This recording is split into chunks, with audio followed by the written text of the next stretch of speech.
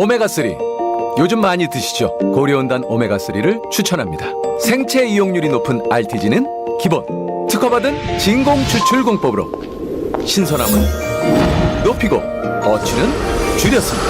DHA 함량을 높여 혈행 건강은 물론 기억력 개선까지 한 번에. 고려온단 원료 좋은 거 아시죠?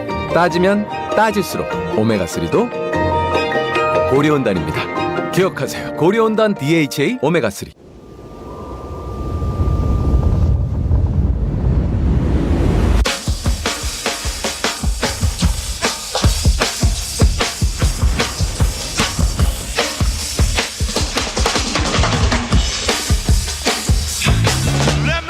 Next to your fire. Hey, let me stand next to your fire. Wow, let me stand, baby. Bleu de Chanel, eau de parfum.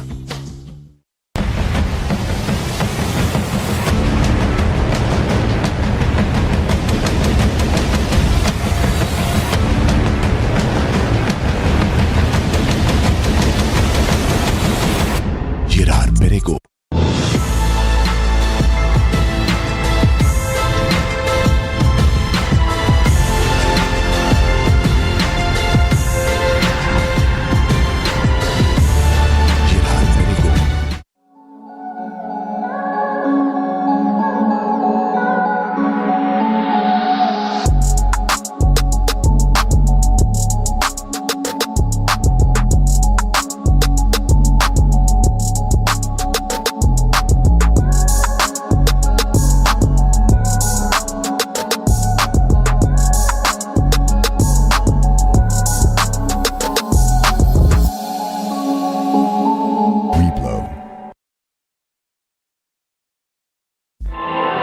수소와 산소가 만나 전기에너지로 지속가능한 미래로 현대 수소전기차 넥소. 오늘의 주요 뉴스입니다. 북한 경비정의 기습 공격에 맞서 북광 한계선을 사수한 제2연평해전 20주년을 맞아 정부가 올해부터 승전 기념식 전승비로 명칭을 변경하며 승리의 의미를 강조했습니다. MBN이 그동안 한 번도 공개된 적이 없는 제2연평해전 교전 상황이 담긴 사진을 단독 입수했습니다. 경기 북부 지역에 장맛비가 계속 내리면서 연천은 북한이 환강댐을 방류할 가능성 때문에 긴장감이 더 커지고 있습니다. 오늘 밤부터는 수도권과 강원 내륙 산지에도 집중호우가 예상돼 산사태와 침수 피해가 우려됩니다. 윤석열 대통령이 스페인 마드리드에서 바이든 미국 대통령, 기시다 일본 총리와 만납니다. 윤 대통령은 북한 도발엔 원칙에 따라 강력히 대응하고 북한이 대화 테이블로 복귀할 수 있도록 한미일이 긴밀하게 공조하자고 제안할 예정입니다. 북한군에 사살된 해수부 공무원 유족들이 민주당 의원들이 찾아와 월북을 인정하면 보상하겠다며 회유했다고 폭로했습니다. 반면 민주당은 이번 해경의 월북 번복에는 윤석열 정부 안보실이 있다는 의혹을 제기했습니다. 한 달째 실종됐던 완도 일가족의 승용차가 인양됐습니다. 경찰은 조양 부모가 실종되기 전까지 인터넷에 수면제와 가상화폐 종목인 루나를 검색한 사실을 확인했습니다. 김포 한해다 노선이 2년 3개월여 만에 재개되면서 김포공항도 모처럼 활기를 찾았습니다. 하지만 증가세가 주춤했던 코로나 신규 확진자가 20일 만에 다시 10,000명대를 기록하면서 여름 재유행 우려가 커지고 있습니다.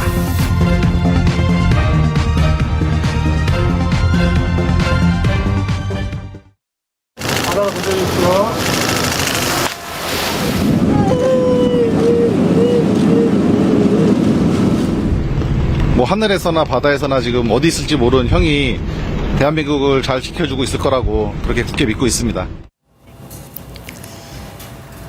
대한민국과 터키의 월드컵 3, 4위전이 열린 2002년 6월 29일 서해 연평도에선 북한 경비정이 기습 공격을 해왔고 교전 끝에 우리 해군 6명이 숨지는 일이 있었죠. 오늘 평택 해군 2함대 사령부에서 북한에 맞서 산화한 영웅을 기념하기 위해 작지만 특별한 행사가 열렸습니다. 또 제2연평해전이 20년 만에 승전으로 규정되면서 기념식의 명칭은 승전기념식으로, 전투 사실을 기록하는 전적비도 전투 승리를 기념하는 전승비로 교체하기로 했죠. 승전 기념식 후 유가족들은 교전 당시 순국한 6용사의 이름을 딴 윤영아함, 조천영함, 서우원함, 박동혁함, 한상국함, 황도현함에 각각 올라 바다에 꽃을 띄우기도 했습니다. 그동안 제2연평해전 관련 자료는 공개된 적이 한 번도 없었는데 MBN이 교전 당시 상황이 담긴 사진을 단독으로 입수했습니다. 먼저 김지영 기자가 보여드립니다. 자위 편들 무슨 일인가? 전투 발생! 적정으로부터 비격중! 비급전 봐라! 비급전! 월드컵 4강 신화의 축제 분위기 속 대한민국과 터키의 3, 4위전이 열린 2002년 6월 29일 서해 연평도 부근에선 남북 간 해상 무력 충돌이 벌어졌습니다. 북방 한계선 NLL을 침범한 북한 경비정의 기습포 발사로 시작된 교전으로 6명의 전사자가 발생했지만 월드컵 영웅들에 가려진 제2연평해전은 2015년 영화가 나온 뒤에야 국민 머릿속에 각인됐습니다. MBN이 단독 입수한 사진엔 당시 NLL을 침범한 북한 경비정 두 척 중 하나인 388호가 진입을 막는 우리 측의 차단 기동에도 남측으로 접근하는 모습이 담겼습니다. 포문을 연 경비정과 북한군 모습도 보입니다. 북한 경비정 388호는 교전 하루 전에도 포착됐습니다. 교전 영상이 공개된 1999년 제1연평해전과 달리 제2연평해전은 현장 기록이 공개된 적이 없습니다. 김대환 예비역 중사는 전우들을 기억했으면 하는 바람에서 사진을 공개했다고 말했습니다. 당시는 사실 이제는 살아 돌아갈 수도 없을 수도 있겠구나 그런 마음을 먹었었습니다. 먼저 전사하신 친구들한테 너무 미안하고 2002년 교전 발생 이후 서해 교전으로 불리던 명칭은 2008년 이명박 정부가 들어선 뒤 6년 만에 제2연평해전으로 격상됐습니다. MBN 뉴스 김지영입니다. MBN이 최초로 공개한 제2연평해전 사진에 대해 더 자세히 얘기 나눠보도록 하겠습니다. 이번에 사진들을 입수한 이동훈 기자는 제1연평해전 때 참전도 했었습니다. 현지 상황을 누구보다 잘 알 것 같죠? 어서 오십시오. 우리 이동훈 기자가 참전 용사인 거 몰랐습니다. 네, 제1연평해전에 참전했습니다. 네, 우선 사진을 보면서 설명을 좀 해주시죠. 요즘 쓰는 디지털 카메라가 아니라 필름 카메라로 찍은 거 맞죠? 이거 어떻게 찍은 네, 그러니까 사진을 이렇게 인화한 건데요. 그 2000년대부터 디지털 카메라가 본격적으로 보편화되기 시작했으니까 필름을 인화한 이런 사진 형태로 남아있는 겁니다. 당시 상황을 간략히 설명해드리자면 북한의 등산곳 684호가 우리 고속정 참수리 357호에 기습 공격을 감행했습니다. 근처에 이제 369호 등 다른 고속정이 상황 바로 발생 전에 그 대치하던 북한 경비정 388호 이런 배들을 촬영한 것이죠. 다른 배에서. 그렇습니다.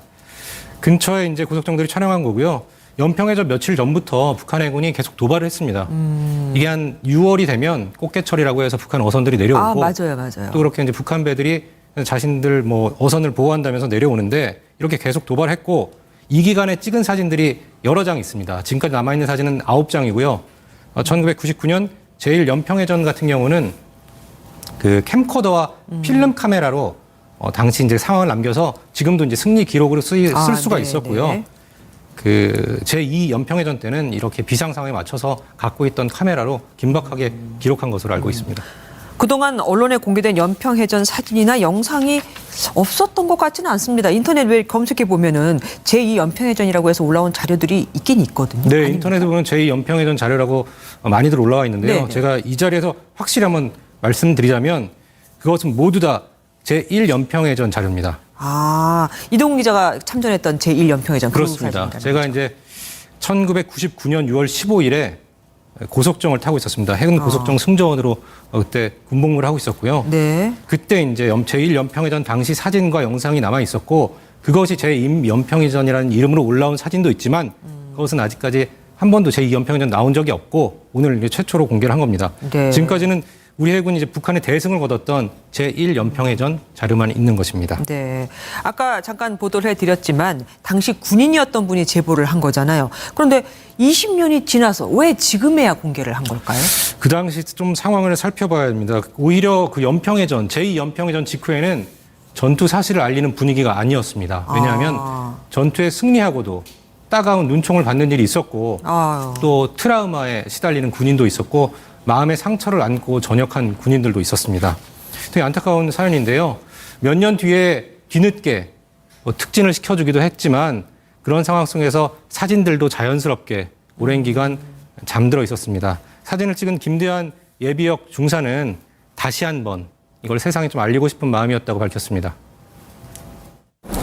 우리나라 국민들이 대부분 2002년 하면 월드컵을 떠올리지만 이제 그때 당시 이제 교전에 참전했던 당사자로서는 우리나라 국민들이 그때 이제 그 나라를 위해 전사하신 분들을 기억 못하고 그러고 있다는 게 약간 아쉽고. 북한 함정이 포를 쏘거나 우리 쪽을 향해서 뭐 공격하는 거를 찍은 거는 아니죠? 네, 그렇습니다. 왜냐하면 그렇게 교전이 일어나게 되면 해군 장병들은 모두 총원 전투 배치가 됩니다. 그렇기 때문에 공격 순간을 촬영하는 건 불가능하고 전투 직전 상황까지 포착한 겁니다. 당시 북한군은 어땠습니까? 북한군을 찍은 사진을 보면서 설명을 드리겠습니다. 네. 사진을 보시자면 북한군의 배에는 개방형 포탑이라고 할 수 있습니다. 뭐냐면 이 사람들 머리가 보이는데 북한 군인들이 포 옆에 이렇게 옹기종기 모여 있는 걸 볼 수 있습니다. 네네네. 뭐냐면 쉽게 풀어서 말하자면 탱크에 포를 뜯어서 배에다 얹어 놓은 겁니다. 그러니까 우리 군과 비교해서 말씀드리자면 자동화돼서 포탑 안에서 자동으로 사격하는 현대적인 우리 해군과는 달리 군인들이 위협을 무릅쓰고 포탑을 손으로 수동으로 조절해서 옮겨서 공격해야 하는 열악한 상황을 보여준 거고요. 특히 우리 쪽을 향해서 계속해서 포신을 향하고 있습니다. 네. 언제든지 공격할 수 있는 자세를 취하고 있는 것이죠. 되게 네. 위협적인 자세인데요. 네. 제 1차 연평해전을 통해서 제가 북한군이 이제 포격하는 장면도 직접 보기로 했지만 멀리서 이제 군인들을 봤을 때 북한군이 좀 왜소해 보였다는 걸 느낄 수 있습니다. 우리보다 체격도 작고, 네. 키가 작고, 그리고 저보다 더 가까이서 본 다른 전우들 해군들은 북한군을 보면 매우 어려 보인다고 그렇게 공통적으로 말을 하고 있습니다. 예, 알겠습니다. 왜소하고 또 어려 보이더라. 연평해전이라고 하면 제1연평해전 그리고 아까 말씀하신 제2연평해전 이렇게 두 가지가 있었잖아요. 직접 참전해 본 사람으로서 좀 설명을 해 주시죠. 네, 많이들 이제 좀 헷갈리실 수도 있고 이제 시간이 좀 지나서 자연스럽게 잊혀질 수 있는데요. 제1연평해전은 6.25 그리고 이제 휴전 이후에 한국과 북한이 군사적으로 충돌한 본격적인 전투입니다. 우리 군은 당시 한 명의 사망도 없이 북한 군함 두 척을 출몰시키고 또 이제 북한군이 수십 명이 사상을 당하는 그런 대승을 거뒀습니다. 네. 99년 6월 15일, 1999년 6월 15일이 제1연평해전인데 그날을 맞춰서인지 북한이 날짜를 잡았던 건지 모르겠지만 연평해전에 정확히 1년 뒤 6월 15일에 김대중 대통령이 북한으로 가서 6.15 공동선언을 발표하면서 화해 분위기가 조성됐고요. 딱 1년 뒤. 제1연평해전은 어느새 사람들 기억 속에서 자연스럽게 잊혀졌습니다. 네. 그 대표했던 북한군은